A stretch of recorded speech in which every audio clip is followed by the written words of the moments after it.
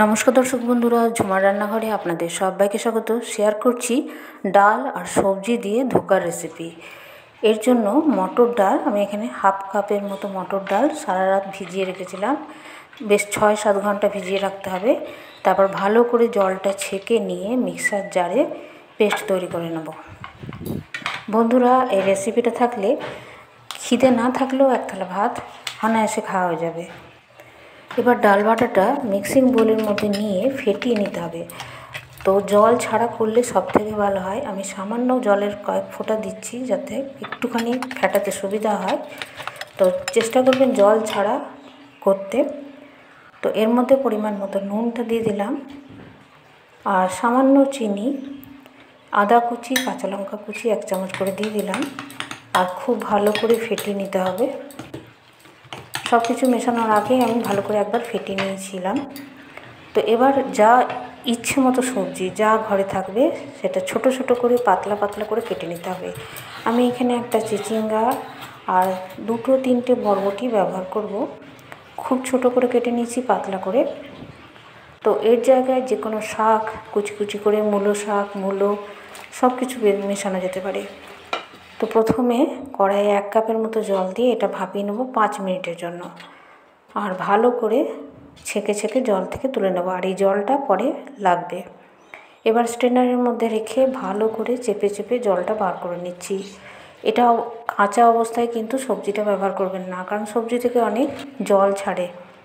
তো এরকমভাবে একটু ভাপিয়ে জলটা ছেঁকে নিয়ে তারপর ডাল বাটার মধ্যে মিশিয়ে দেবো।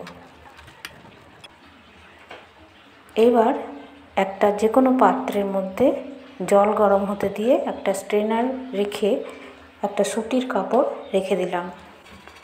আর এই মিশ্রণটা ছড়িয়ে দিচ্ছি, একটু মোটা করে ছড়িয়ে দিতে হবে। খুব বেশি মোটা না, খুব বেশি পাতলা না, তাহলে সেদ্ধ হতে সময় লাগবে। খুব বেশি মোটা হলে 20 মিনিটের জন্য মিডিয়াম ফ্লেমে ঢাকা দিয়ে দিতে হবে। উপর থেকে একটা বড় করে ঢাকা দিতে হবে, যাতে তলার যে পাত্রটা জল গরমটা আছে সেটা যেন ঢাকা পড়ে, স্টিমটা যেন ভেতরে থাকে। ধোকাটা 20 মিনিটের জন্য হবে। ততক্ষণ আমি গ্যাসের অন্য ফ্লেমে গ্রেভিটা তৈরি করে নিচ্ছি। তেজপাতা, শুকনো লঙ্কা, হিং ফোড়ন দিয়ে এখানে আমি আদা বাটা দিয়ে দিলাম। ভালো করে ফোড়নটা ভাজা হওয়ার পর আদা বাটাটা দিয়ে এখানে 1 টেবিল স্পুন নারকেল কোড়া ভেজে নিচ্ছি। তো নারকেল কোড়াটা ভাজার পরে টমেটো কুচি দিয়ে দিলাম, আর সামান্য জল দিয়ে গুঁড়ো মশলা দিচ্ছি। হলুদ গুঁড়ো খুব সামান্য, লঙ্কার গুঁড়ো, জিরে গুঁড়ো, ধনে গুঁড়ো সবই হাফ চামচ করে।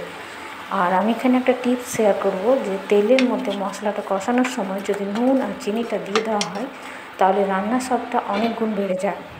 এটা আমার নিজস্ব এক্সপিরিয়েন্স, রান্না করতে করতে এটা হয়েছে, এটা আপনাদের সাথে শেয়ার করলাম। তো মশলার সাথে নুন চিনিটা দিয়ে কষে নিয়েছি। ভালো করে তেলটা ছেড়ে আসবে, ঢাকা দিয়ে কষে নিলাম। এবার পরিমাণ মতো জল দিয়ে গ্রেভিটা ফুটতে দেবো। এখানে আমি ওই জলটা ব্যবহার করেছি যেটা সবজি সেদ্ধর জলটা, তার সাথে আর একটু জল দিয়েছি। এবার আমি এটা গরম অবস্থাতেই ছাড়িয়ে ফেললাম, যেটা আপনারা করবেন না। ঠান্ডা হওয়ার পর কাপড় শুদ্ধ নামিয়ে রেখে ঠান্ডা হওয়ার পর কাটতে হবে। তো আমি গরম অবস্থায় এটা করে নিয়েছি বলে আমার একটু ফেটে গেল। তো কাপড়ে রেখে ঠান্ডা হলে কাপড় থেকে সরাবেন। আর এটা ইচ্ছে মতো ছোট ছোট করে কেটে নিচ্ছি।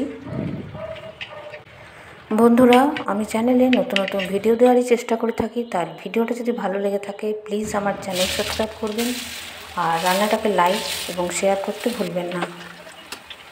এবার গরম করে, সাদা তেল গরম করে এটা ডিপ ফ্রাই করে নেব, বা শ্যালো ফ্রাই করে নিলেও হবে।